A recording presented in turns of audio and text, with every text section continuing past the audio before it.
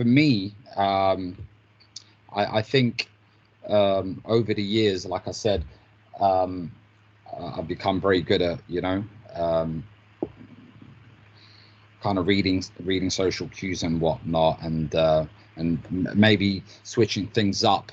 But in terms of empathy, I think a little bit of empathy can really help some guys that might be struggling, that are going through a little bit of the red pill rage.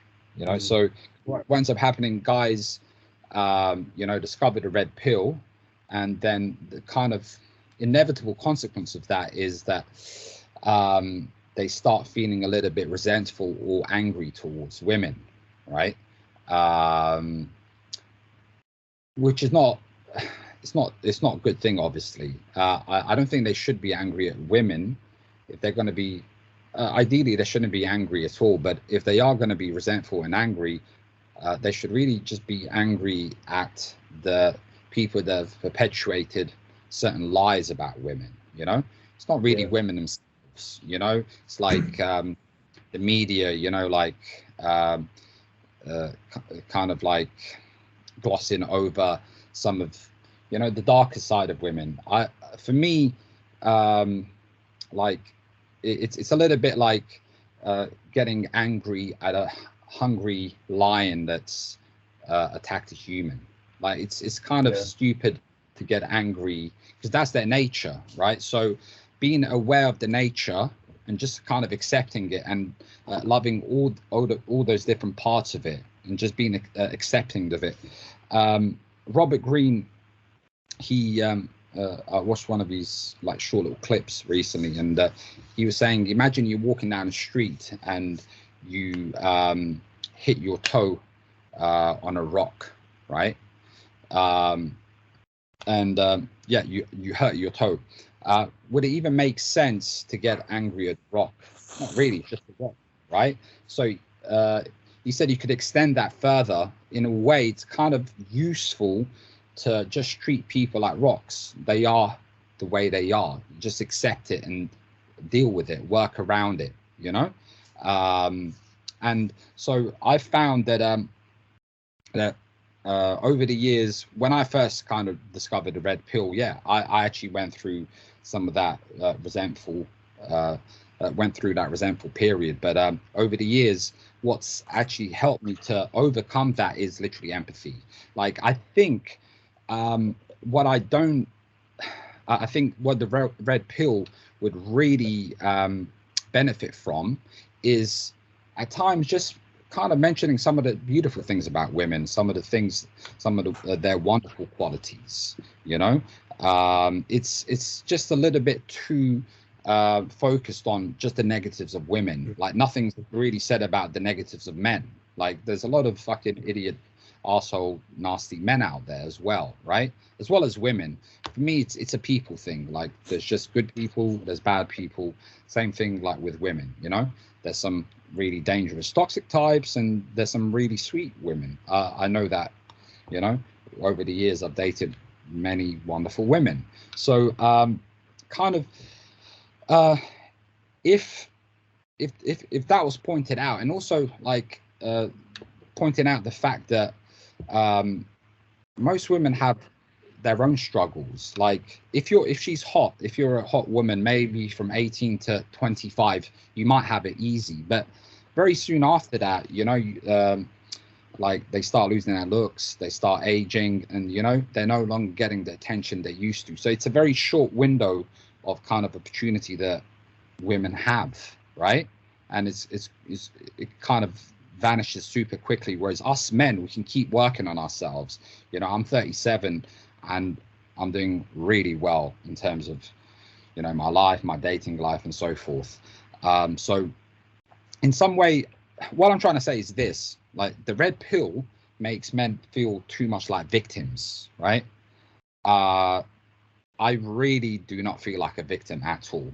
I'm not a victim in any shape or form. There's so much as men that we can do to keep increasing our sexual market value, and for us to keep getting better and better with each subsequent year, right? Whereas with women, it's tougher going for them, you know, because they're primarily judged by their youth and their looks, and that fades pretty quickly, you know. So yeah, they might have it easier than us in that short little window from 18 to 24, 25, but then it's a very fast decline afterwards, And you unless know they what's, yeah, you know what's interesting is that, like, you know, when we talk about girls, we're only really talking about girls aged between, let's say, 18 to 30, right?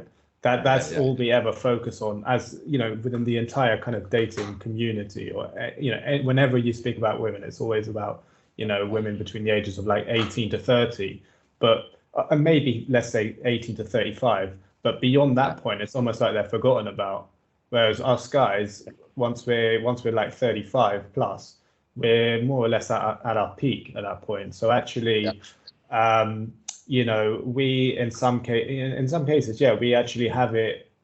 We have that advantage which they don't have, because you know it's easy when you look at, you know, when you look at these things like the red pill and all this stuff, think like girls have it so easy, blah blah blah, all this stuff. But actually, yeah, there's a lot of nuance to it.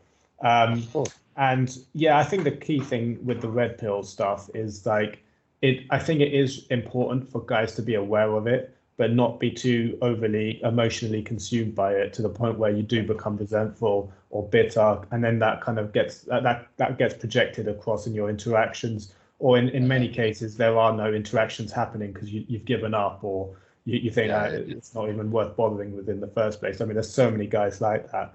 And, you know, not just the red pill, but also black pill, you know, guys who think it's all about looks. If you're not good looking enough, then you might as well quit, which is it's stupid. I mean, you know, because obviously, you know, us as guys who do pick up and day game, you know, we don't obviously deny that looks are important, but it's not so much about looks defining everything. It's like, yes, looks are absolutely critical, absolutely fundamental, but you know, there's always more to it than just that, and obviously you can compensate in other areas.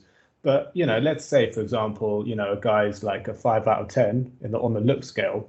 You know, realistically, it's going to be tricky to get girls who are like 8 out of 10 or 9 out of 10. You know, but you know that's not what this is about. You know, we don't go around making promises that, you know, oh, any guy can date any supermodel, just learn some day game and you'll be sorted for life. You know, it's not like we're advocating that kind of thing. It's you know, it's a combination of being realistic but also having that optimism where, yes, you can shoot a bit above where you are at the moment, but then let's see, can you actually optimize all areas of your life, including your looks?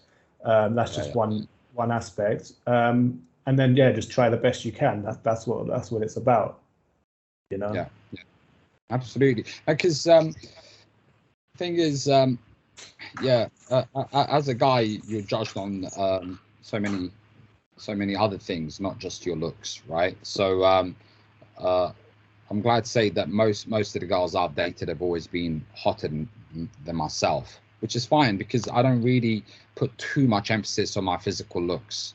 You know, like I try and dress well, be whatnot, but not like, you know, looking in the mirror like 3 hours a day, you know, because I know I'm bringing so much more than just my kind of physical attributes. And I'm 37. The girl I'm currently dating, she's a hot girl, 22, you know. A little bit of empathy, really, it's a win-win, honestly, because guys that love women, and I mean like genuinely accept all of their sides, their entire nature, right? I'm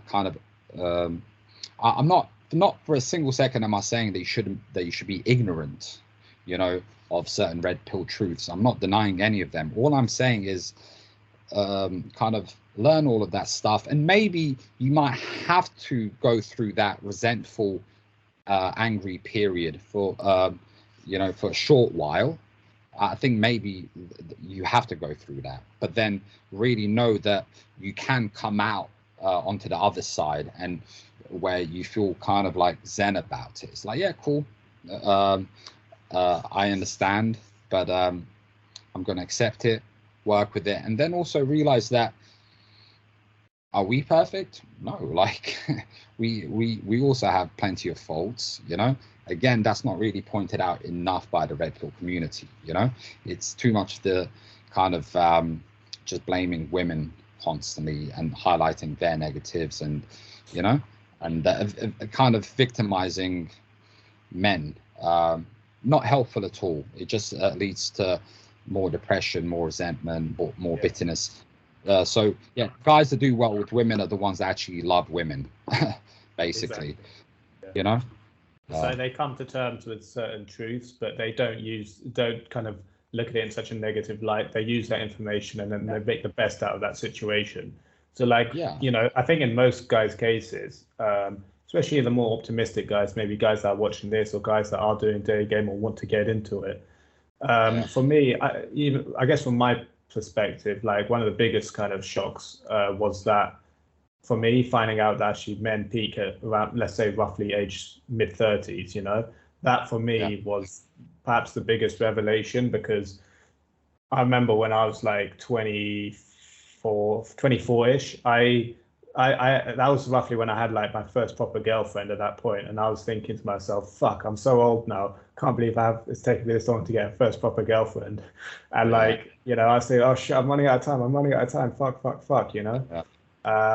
And that's the reason why so many guys who don't know about this stuff, they reach their sort of like mid and late 20s and they're thinking, fuck, I should really be in a long-term relationship by now. And, you know, a lot of guys, when they're hitting their late 20s, they're thinking, right, shit, I should be getting married soon. You know, whereas actually, once you know about this stuff a bit more, you kind of realize actually there's so much more time on your hands. And if you want to think about marriage at that time, then fine, by all means. But you don't necessarily have to, and that gives you such a massive wealth of opportunity to you know, remain single if you want to, you know, casually date if you want to, and then, you know, you have plenty of time to settle down once you're a bit older, you know. So yeah, that's actually one of the biggest kind of, I guess, optimistic truths that you can get from the red pill, at least in my opinion. You know, that's what really kind of struck with me. Yeah, like not to brag, but is the truth. I'm a kind of I'm a testament to that. I'm 37. My girlfriend's 22. She's a very attractive girl. You know. We've got a really good thing going, and so that's what, like a 15-year age gap. So like so for any guys that are in their 20s or 30s, like panicking, you don't need to. Just keep working on yourself, work on your game, take the holistic approach, and it's something that you can actually get handled, fortunately. No reason to get defeatist about this, you know. Cheers for watching. If you'd be interested in one-to-one coaching with me, where we'll go out in public and work on your approaching girls, or more generally with your social confidence, please visit my website ed-game.com.